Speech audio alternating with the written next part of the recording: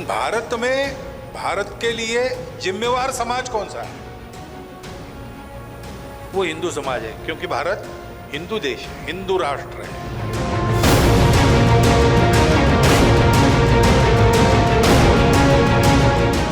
परंपरा से, प्राचीन समय से यहां पर हिंदू लोग रहते आए। हिंदू नाम बहुत बाद में आया, लेकिन उस समय से जो रहते आए थे उन्हीं को हिंदू नाम मिला। हमको खतरा तुमसे है। मोहन भागवत, आप भी चीन से डरते हैं क्या? चीन से खतरा है, मगर मोहन भागवत। इस समय देश की हालत यह है कि हिंदू एकता सिर्फ नारों में सिमट कर रह गई है। हिंदू एकता के नारे तो लगाए जाते हैं, लेकिन जैसे ही जाति की बात आती है तो अगड़ा, पिछड़ा, दलित, ठाकुर, ब्राह्मण, यादव, यही सब होने लगता है। यह देश के लिए बहुत परेशान करने वाली बात है, क्योंकि हिंदुओं को जाति के नाम पर बांटने वाली राजनीति पिछले कुछ समय से हावी हो रही है। यह वो राजनीति है जिसके मुंह में लोकसभा चुनाव के बाद से ऐसा खून लग चुका है कि अभी 2 राज्यों के विधानसभा चुनाव हुए हैं तो उसमें भी यही जाति की राजनीति चल रही है। आगे कई राज्यों में और चुनाव है, तो जाति का नाम लेकर हिंदू एकता को तोड़ने वाली यह राजनीति कहीं ज्यादा आक्रामक ना हो जाए। ऐसी खतरनाक राजनीति की काट यही है कि बिना कोई देर लगाए हिंदू एकता के लिए नए तेवर के साथ आक्रामक राजनीति हो।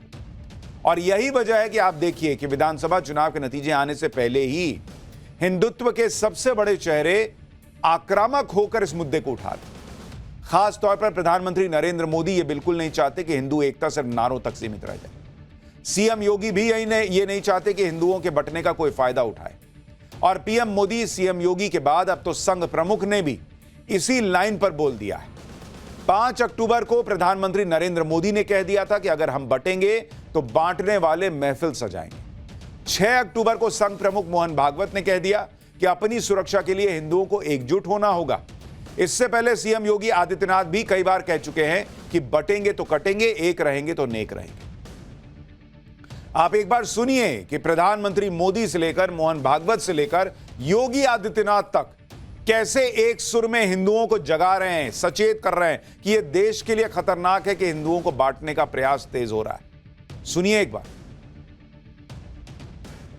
हमें हमारी एकता को ही देश की ढाल बनाना है। हमें याद रखना है, अगर हम बटेंगे तो बांटने वाले महफिल सजाएंगे। भारत के लिए जिम्मेवार समाज कौन सा है? वो हिंदू समाज है, क्योंकि भारत हिंदू देश है, हिंदू राष्ट्र है। राष्ट्र तब सशक्त होगा जब हम एक रहेंगे, नेक रहेंगे, तभी नेक रहेंगे। बटेंगे तो कटेंगे। आपको लग रहा होगा कि अचानक यूपी के सीएम योगी आदित्यनाथ से लेकर प्रधानमंत्री मोदी, संघ प्रमुख मोहन भागवत सब हिंदू एकता पर जोर क्यों दे रहे हैं और हिंदुओं को एकजुट होने के लिए क्यों कह रहे हैं? हिंदुओं पर ऐसा कौन सा बड़ा खतरा आ रहा है? दरअसल मोहन भागवत इसलिए हिंदू एकता की बात कर रहे हैं क्योंकि वो ये मानते हैं कि भारत हिंदू समाज से बना है। भारत की सुरक्षा की जिम्मेदारी हिंदुओं की है, और अगर हिंदू भाषा, जाति और प्रांत के नाम पर बढ़ जाएंगे तो भारत की सुरक्षा खतरे में पड़ जाएगी। सीएम योगी ने हिंदू एकता की बात इसलिए कही क्योंकि बांग्लादेश में हिंदुओं पर अत्याचार होते हुए पूरी दुनिया ने देखा, और योगी आदित्यनाथ यह समझाना चाह रहे हैं कि एकजुट होकर ही ऐसे हालात का सामना किया जा सकता है। प्रधानमंत्री मोदी इसलिए हिंदू एकता की बात कर रहे हैं क्योंकि उन्हें कुर्सी से हटाने के चक्कर में विपक्ष हिंदुओं को जातियों में बांटने में लगा हुआ है, बिना यह सोचे समझे कि अगर समाज में ऐसा बंटवारा हुआ तो इसके गंभीर परिणाम हो सकते हैं। और हिंदू एकता की बात इसलिए भी क्योंकि यह काम दूसरे धर्मों के साथ नहीं किया जा रहा। वहां भी अलग जातियां हैं, वहां भी अलग सेक्ट्स हैं, उनको बांटने का प्रयास नहीं हो रहा, लेकिन हिंदुओं को खास तौर पर जाति जाति जाति करके यह हो रहा है, और बार बार यह प्रयास जो है वो तेज होता दिख रहा है। एक बार सुनिए पीएम मोदी ने क्या कहा है, फिर आपको बताऊंगा कि पीएम मोदी जो खतरे की घंटी बजा रहे हैं वो खतरा बेवजह का नहीं है।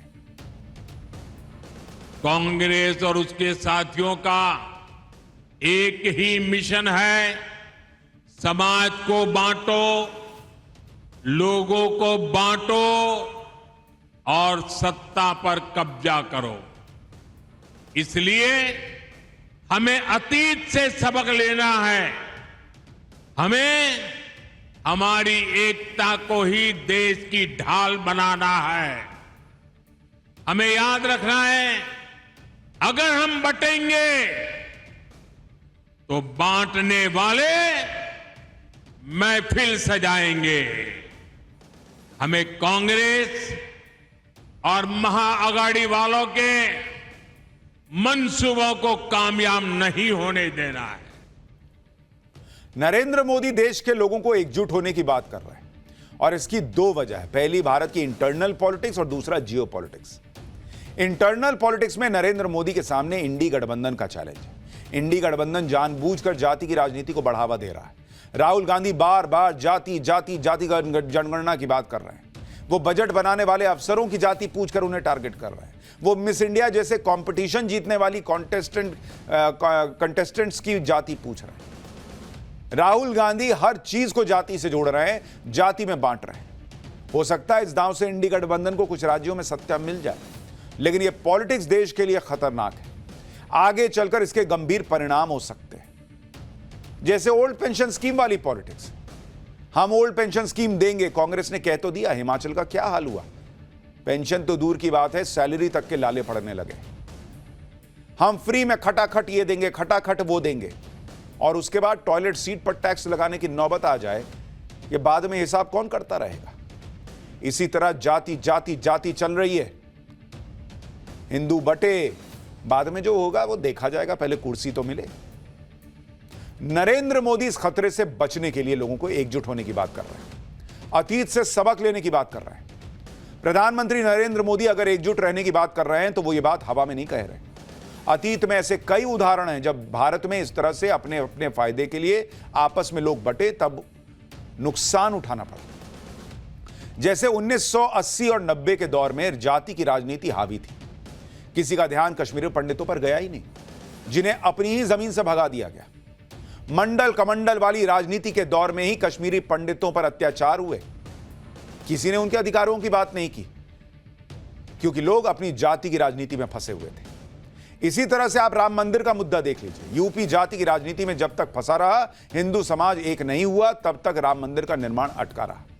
हिंदू समाज जब एकजुट हुआ, सबने जोर लगाया, कानूनी लड़ाई लड़ी, तो फिर आखिरकार राम मंदिर का निर्माण हो सका।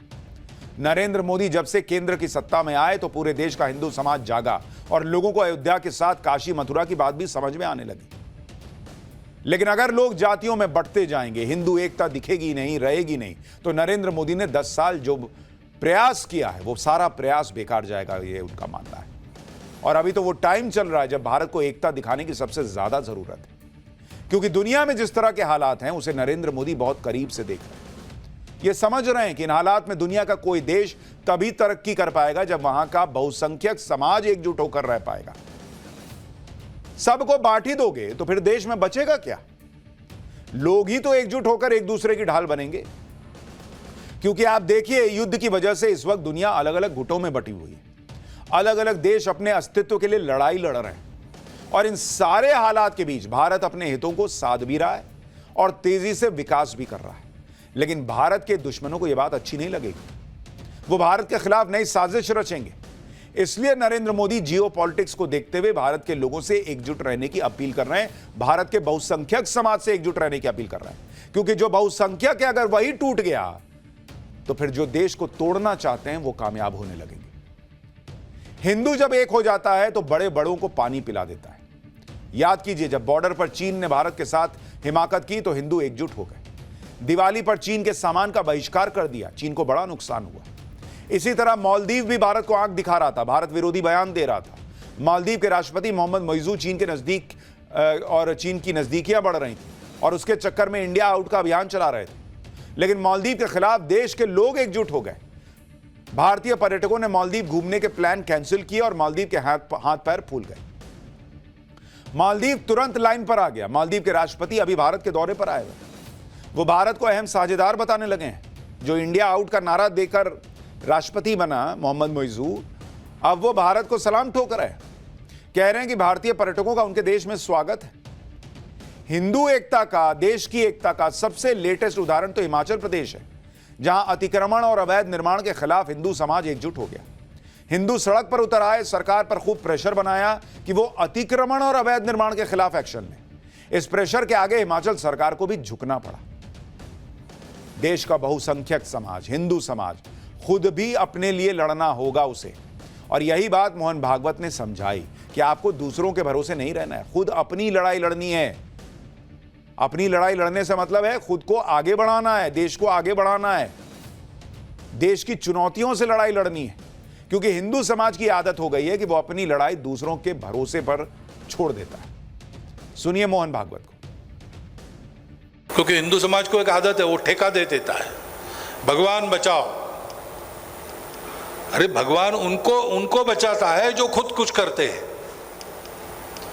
वो पांडव जब अपने शस्त्र निकालकर रथ में बैठे युद्ध के लिए, तब भगवान ने उनका सारथ्य किया। भगवान का तो सामर्थ्य था, कुछ करने की जरूरत नहीं थी। भ्रुकुटी टेढ़ी कर देते तो सब दुष्ट लोग मर जाते, लेकिन भगवान ने ऐसा नहीं किया। क्यों? भगवान ऐसे कभी करता नहीं। काम तो उसकी दुनिया में जिन्होंने जन्म लिया है उन्हीं को करना पड़ता है। जिस समाज के लोग एकजुट नहीं होते वो अपने देश का कैसे नुकसान कर बैठते हैं, उसे आप लेबनान के उदाहरण से समझिए। आजकल लेबनान की बात बहुत जगह चल रही है, इसलिए आपको ये याद दिला रहा हूं। जहां हिजबुल्लाह के चक्कर में लेबनान बर्बाद हो रहा है, इजराइल के मिसाइलें लेबनान में बरस रही हैं। आज जो लेबनान हिजबुल्लाह जैसे आतंकी संगठन का अड्डा बना हुआ है, वो पहले ऐसा नहीं था।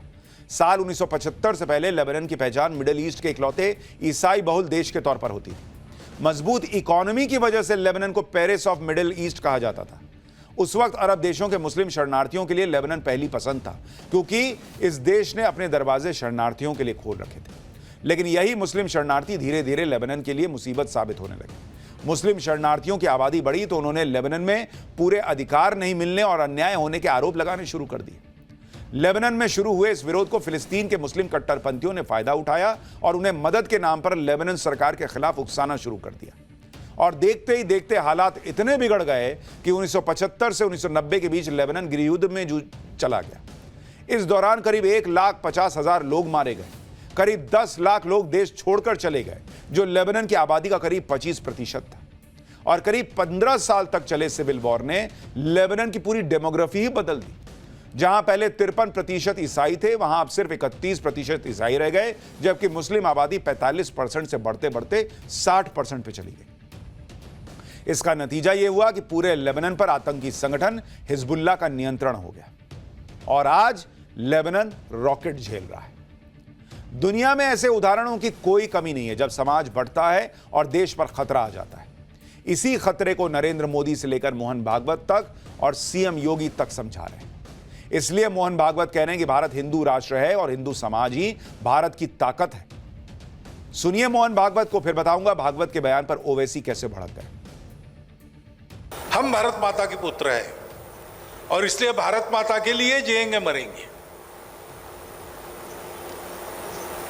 लेकिन भारत में भारत के लिए जिम्मेवार समाज कौन सा है? वो हिंदू समाज है, क्योंकि भारत हिंदू देश है, हिंदू राष्ट्र है।